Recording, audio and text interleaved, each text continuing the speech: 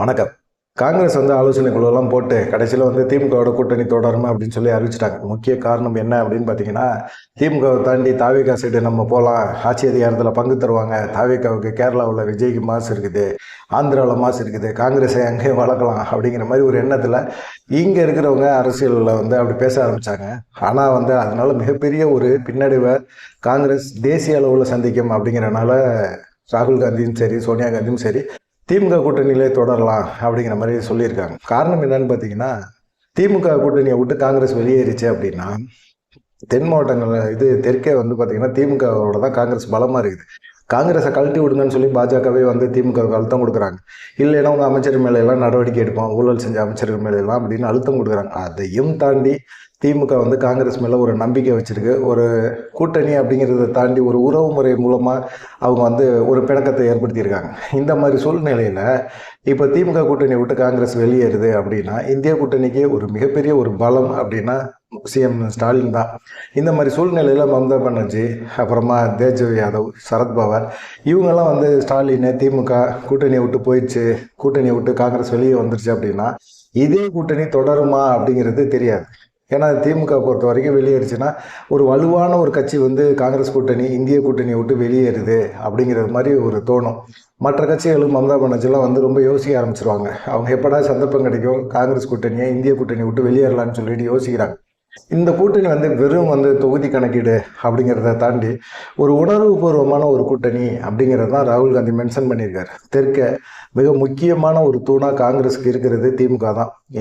இதனால தான் திமுக பாஜக மத்தியில் அரசில் இருக்கும்போது பார்த்தீங்கன்னா தொடர்ந்து ஒரு அட்டாக் பண்ணிக்கிட்டே இருக்கிறாங்க. காங்கிரஸை பலகீனமாக்குங்க அப்படின்னு சொல்லிக்கிட்டே இருக்கிறாங்க. திமுக அதுக்கு உடன்படலை. அது ஒரு சகோதரத்துவமான ஒரு கட்சி அப்படிங்கிற மாதிரி இருக்கிறாங்க. இப்போது காங்கிரஸ் எதிர்கட்சியாக இருக்கிறதுக்கும் 100 தொகுதிகளை பெறுறதுக்கும் மிக முக்கியமான காரணம் திமுக தான். அதே சமயத்தில் திமுக கூட்டணியிலேருந்து காங்கிரஸ் வெளியேறிச்சுன்னா இதே போல் எதிர்கட்சியாக திரும்பவும் உட்காருமா அப்படிங்கிற ஒரு சந்தேகம் இருக்குது. அப்படிங்கிற மாதிரி ஒரு பயம் ராகுல் காந்திக்கு வந்துருச்சு. அதனால பார்த்தீங்கன்னா அவர் ரொம்ப யோசிக்க ஆரம்பிச்சிட்டாரு. இப்போ இருக்கிற எம்பிகள், காங்கிரஸ் எம்பிகள் திரும்பவும் காங்கிரஸ் எம்பிகளாக வரணும் அப்படின்னம்னா தாவேகா நம்மனா பிரயோஜனப்படாது. திமுக நினச்சாதான் முடியும். திமுகவோட கூட்டணி இருந்தால் தான் நம்ம திரும்பவும் நம்ம நாடாளுமன்ற எம்பிகளாக ஆக முடியும் அப்படிங்கிற மாதிரி ஒரு எண்ணத்தில் இருக்கிறாரு. அதை தான் ராகுல் காந்தி பல தடவை மென்ஷன் பண்ணியிருக்கிறார். சரி, காங்கிரஸில் என்ன பேசியிருக்காங்க அப்படின்னு பார்த்தீங்கன்னா, சிதம்பரம்லாம் அவர் என்ன சொல்லியிருக்காரு அப்படின்னா, திமுக கூட்டணியை தான் நீடிக்கணும். இந்த கூட்டணி தான் இந்தியாவுக்கும் சரி தமிழ்நாட்டுக்கும் சரி. திமுக கூட்டணியில் காங்கிரஸ் இருக்கிறது ஒரு பலம், காங்கிரஸுக்கு பலம், நம்பகத்தன்மை, இதெல்லாம் உறுதியாக சொல்ல முடியும். மற்றபடி வேற கூட்டணி வைக்கிறோம் அப்படின்னோம்னா உறுதியாக சொல்ல முடியாது. நமக்கு இப்போதைக்கு நம்பகத்தன்மை தான் மிக முக்கியமானது அப்படின்னு சொல்லியிருக்காரு. இது நீண்ட காலமாக இருக்கிற ஒரு கூட்டணி, வெற்றி கூட்டணி. இந்த நம்பிக்கையை நம்ம சிதைக்கக்கூடாது அப்படிங்கிறதையும் மென்ஷன் பண்ணியிருந்தார். அதை தாண்டி பார்த்தீங்கன்னா இன்னும் தேர்தலுக்கு ஒரு 100 நாள் தான் இருக்குது. இந்த 100 நாளில் நீங்கள் இப்போ ஆட்சி அதிகாரத்தில் பங்கு வேணும் அப்படின்னு கேட்குறதுல ஏதாவது ஒரு நியாயம் இருக்குதா? இது அநியாயமாக படலையா? நம்ம கேட்கணும் அப்படின்னு நினச்சோம்னா 2 வருஷத்துக்கு முன்னாடியே திமுகவோட கூட்டணி வைக்கும்போது, திமுக கூட்டணியில் இருக்கும்போது நாடாளுமன்ற தேர்தல் சமயத்தில் நம்ம என்ன செஞ்சுருக்கணும், இது சட்டமன்ற தேர்தலில் எங்களுக்கு கூட்டணி ஆட்சியில் பங்கு வேணும், ஆட்சி அதிகாரத்தில் பகிர்வு வேணும் அப்படின்னு கேட்டிருக்கணும். அதை விட்டுட்டு 100 நாளில் திமுகவுக்கு ஒரு நெருக்கடி கொடுக்குறது அவங்களுக்கு எவ்வளவு பெரிய மன உளைச்சலை கொடுக்குறோம் அப்படிங்கிறது ஏன் தெரியல அப்படிங்கிற மாதிரி சொல்லியிருக்காரு. அது இல்லாமல் தாவேகா அப்படிங்கிற ஒரு முடிவு எடுத்தோம்னா தாவேகா பொறுத்த வரைக்கும் கிரவுண்ட் ஒர்க்கு சரியில்லை. நம்ம இப்போ திமுகவுக்கு நெருக்கடி கொடுத்தோம்னா அவங்க காங்கிரஸ் வேட்பாளர்களுக்கு அவங்க கிரவுண்ட் ஒர்க்கு பார்க்க மாட்டாங்க. அந்த மாதிரி ஒரு மன உளைச்சலை நம்ம ஏற்படுத்த வேணாம் அப்படிங்கிறத சொல்லியிருக்காரு. செல்வ பெருந்தகையுமே அதே தான் பேசியிருக்கிறாரு. விஜய் கட்சியோட கூட்டணி வைக்கிறேன்னு சொல்லிட்டு சொல்கிறாங்க, எல்லாருமே சொல்கிறீங்க. ஆனால் என்னென்னா பல ஊர்களில் விஜய்க்கு கூட்டணி வைக்கிறதுக்கு, கட்சி நடத்துறதுக்கே ஒரு அமைப்பே இல்லாமல் இருக்குது. அப்படிப்பட்ட ஒரு சூழ்நிலையில் எப்படி நம்ம விஜய் நம்பி போக முடியும்? நம்ம ஜெயிக்கிறதுக்கே இங்கே சந்தேகமாக இருக்குது. இதில் நம்ம எப்படி அங்கே வைக்க முடியும் அப்படிங்கிற மாதிரி பேசியிருக்காரு. அதே போல் சட்டசபை குழு தலைவர் ராஜேஷ்குமார் அவர் பேசும்போதும் அதே தான் சொல்லியிருக்காரு. அதிகாரத்தில் திமுக பங்கு தரணும் அப்படின்னு சொல்லியிருக்காரு. ஆனால் ராகுல் காந்தி அதை பொறுத்தெல்லாம் கேட்கல. திமுக தனி பெரும்பான்மையில் ஆட்சி அமைக்குது அப்படின்னா அவங்க ஆட்சி அமைக்கட்டும். அதே சமயத்தில் கூட்டணி கட்சிகளோட ஆதரவோடு ஆட்சி அமைக்கக்கூடிய ஒரு சூழ்நிலை உருவாகுது அப்படின்னா நம்ம கண்டிப்பாக ஆட்சி அதிகாரத்தில் பங்கு கேட்கலாம் அப்படின்னு சொல்லியிருக்காங்க. அதே போல் திருநாவுக்கரசர், தங்கப்பால் இவங்கெல்லாம் என்ன செஞ்சுருக்காங்க, திமுக கூட்டணியிலே தொடரலாம், அதுதான் நல்லது அப்படிங்கிற மாதிரி சொல்லியிருக்காங்க. ராகுல் காந்தியை பொறுத்த வரைக்கும் இந்த ஆலோசனை குழு, இந்த மீட்டிங் எல்லாமே பார்த்தீங்கன்னா ஒரு கண் துடைப்பு தான். திமுகவுக்கு அழுத்தம் கொடுத்து பார்க்கலாம், கடைசி வரைக்கும் கொடுப்போம், தொகுதி அதிகமாக கேட்போம், என்ன சொல்கிறாங்க அப்படிங்கிறத பார்ப்போம் அப்படிங்கிற மாதிரி இருக்காங்க. கிட்டத்தட்ட இந்த ஆலோசனை குழுவில் ஒரு 90% பேர் வந்து திமுகவோட கூட்டணி தொடர்றது நல்லது, அப்போ தான் நம்ம ஜெயிக்க முடியும். மற்றபடி வந்து சந்தேகம்தான், யாரோட கூட்டணி வச்சாலும் சந்தேகம்தான் அப்படிங்கிற மாதிரி அவங்க எல்லாமே பேச ஆரம்பிச்சிட்டாங்க. இதுதான் ராகுல் காந்தியுமே அதை தான் பேசியிருக்கிறார்.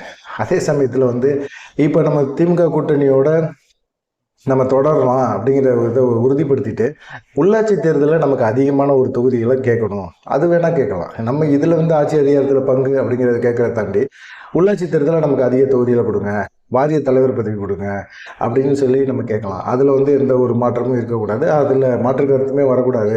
அதை கொஞ்சம் நீங்கள் காங்கிரஸ் மேலிடம் வந்து சிஎம்கிட்ட பேசி நீங்கள் வந்து அதை பண்ணித்தரது நல்லது அப்படிங்கிற மாதிரி அவங்களும் சொல்லியிருக்காங்க. ராகுல் காந்தியும் அதை தான் சொல்லியிருக்கிறாரு.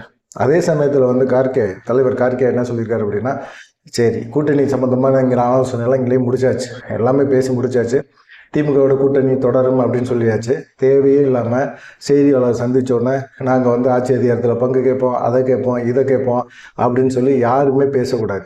இனிமேல் யாருமே பேசக்கூடாது, தலைமை தான் முடிவெடுக்கும்.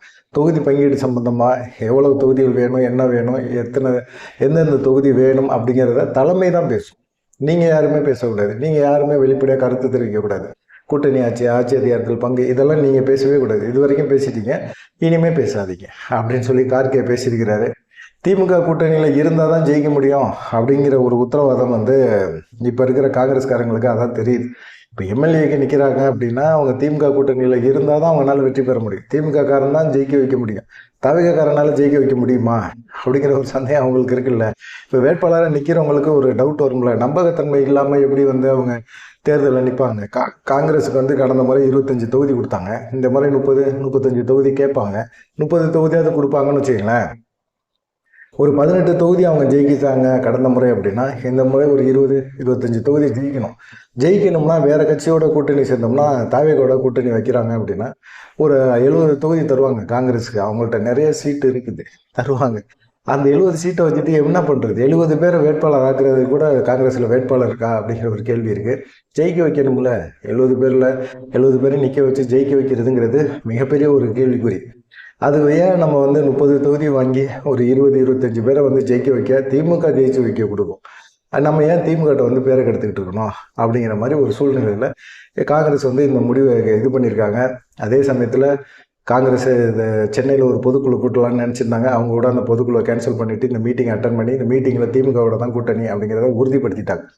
இதனால் இனிமேல் கூட்டணி சம்பந்தமான பேச்சுவார்த்தை காங்கிரஸ்காரங்க யாரும் பேச மாட்டாங்க அப்படிங்கிறது உறுதியாக தெரியுது.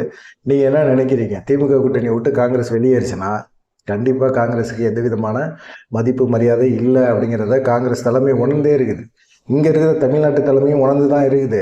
ஆனால் என்ன நினைக்கிறாங்க அப்படின்னா, கண்டிப்பாக நம்ம மிரட்டி பார்க்கலான்னு நினைக்கிறாங்க. அவர் சிஎம் வந்து ஒரு முடிவு எடுத்துட்டார், காங்கிரஸ் போகிறா இருந்தால் போட்டோம், இந்த சைடு தேமுதிக பாமக இருக்குது, நம்ம கூப்பிட்டுக்கலாம் அப்படிங்கிற ஒரு எண்ணத்தில் தான் அவரும் இருந்தார். கடைசியில் வந்து காங்கிரஸ் திமுக கூட்டணியிலே தொடருன்னு சொல்லி பொசுக்குன்னு முடிச்சிட்டாங்க. என்ன இது இவ்வளோ பஞ்சாயத்து பண்ணிக்கிட்டு இருந்தீங்க, இப்போ பொசுக்குன்னு முடிச்சிட்டிங்க அப்படிங்கிற மாதிரி ஒரு கேள்வி இருக்குது. நீங்கள் என்ன நினைக்கிறீங்க அப்படிங்கிறத மறக்காமல் கமெண்ட் பண்ணுங்கள். நன்றி, வணக்கம்.